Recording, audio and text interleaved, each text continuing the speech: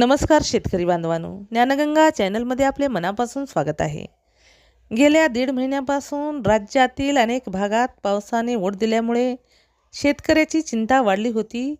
खरीप हंगामाच्या मध्यावर देखील अपेक्षित पाऊस न झाल्याने पिके करपू लागली होती, तर अनेक ठिकाणी दुबार पेरणीचे संकट उभे राहिले होते.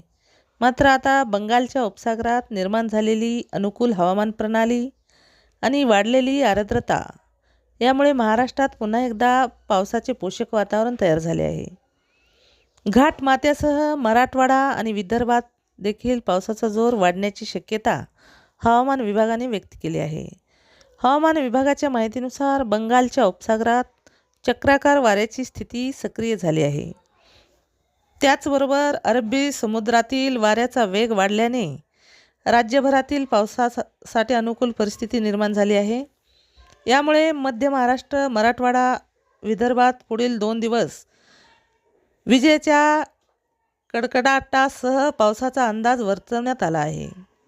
विशेषतः घाटमाथा परिसरात जोरदार पावसाचा इशारा देण्यात आला असून अनेक जिल्ह्यासाठी येलो अलर्ट जारी करण्यात आला आहे. गेल्या 2 दिवसापासून राज्यातील विविध भागात पावसाने पुन्हा हजेरी लावण्यास सुरुवात केली आहे. रविवारी पुणे, अहिल्यानगर, बीड, परभणी आणि हिंगोली या जिल्ह्यांना येलो अलर्ट देण्यात आला आहे. तसेच विदर्भातील वाशिम, बुलढाणा, अकोला, अमरावती, यवतमाळ, वर्धा, नागपूर, भंडारा, चंद्रपूर, गोंदिया, गडचिरोली या जिल्ह्यात देखील जोरदार पावसाची शक्यता आहे. हवामान विभागाच्या अंदाजानुसार 21 जुलै रोजी रायगड, पुणे आणि नाशिकच्या घाटमाथा भागात पावसाचा जोर वाढू शकतो, तर 22 जुलै रोजी रायगड, रत्नागिरी, पालघर, नाशिक आणि पुणे जिल्ह्याच्या घाटमाथा परिसरात मुसळधार पावसाची शक्यता वर्तवण्यात आली आहे. त्यामुळे कोकण आणि घाटमाथा भागातील नागरिकांना सतर्क राहण्याचे आवाहन करण्यात आले आहे. यंदा जून महिन्यात पावसाचे आगमन उशिरा झाले. यानंतरही दीर्घकाळ पावसाने विश्रांती घेतल्याने शेतकरी चिंतेत होते.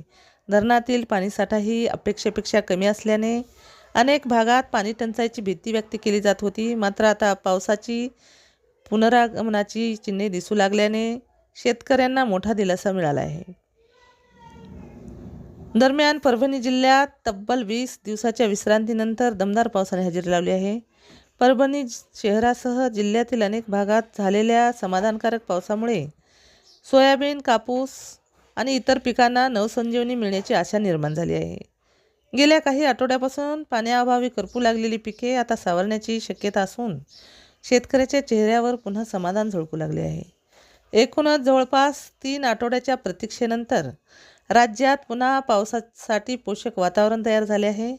आगामी काही दिवसात पावसाची साथ कायम राहिल्यास खरीप हंगामाला मोठा आधार मिळणार असून राज्यातील लाखो शेतकऱ्यांसाठी ही दिलासादायक बातमी ठरणार आहे. जर तुम्हाला शेतीविषयी अशीच नवनवीन माहिती जाणून घ्यायची असेल तर आमच्या चॅनलला सबस्क्राईब करा.